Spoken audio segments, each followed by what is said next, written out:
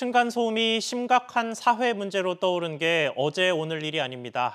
이웃 간의 사소한 말다툼이 중대한 범죄로까지 커지자 정부는 지난해 8월 기존 주택에 소음 저감 매트를 깔겠다는 지원 대책을 내놨는데요.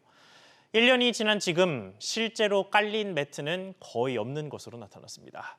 안지혜 기자. 네, 안지혜입니다. 네, 올해 5천 가구를 설치하는 게 당시의 목표였는데 사실상 실적을 보니 설치가 거의 없었습니다. 그렇습니다. 국토교통부가 국회 국토교통위원회 소속 조우섭 의원에게 제출한 자료에 따르면 올 들어 8월 말까지 지원된 층간소음 매트는 한 건으로 집계됐습니다. 1년 전 국토부는 최대 300만 원까지 소음 저감 매트 구입 및 설치 비용을 1%대 저리로 융자 지원하겠다고 밝힌 바 있습니다.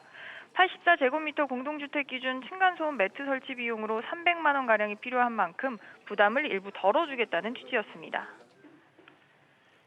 네, 이게 생각보다 인기가 없는 걸까요? 왜 지원 건수가 이렇게 미미합니까? 네, 정부가 대책을 발표한 건 지난해 8월이지만 전산망 구축이 완료되고 대출 상품이 실제로 출시된 건 지난달 4일이라 사실상 한 달간의 실적이라는 게 국토부 설명입니다. 국토부 관계자는 무이자 융자 대상 저소득층에 대한 기준을 정하고 또 융자를 위한 은행권 시스템을 구축하는 데 시간이 걸려서 실제 지원을 시작한 지 얼마 되지 않았다라고 말을 했는데요. 그럼에도 불구하고 150억 원이나 되는 올해 예산이 대규모로 불용될 수 있다라는 우려가 나오고 있습니다. 한편으로는 본 사업에 대한 실효성에도 의문이 제기됩니다.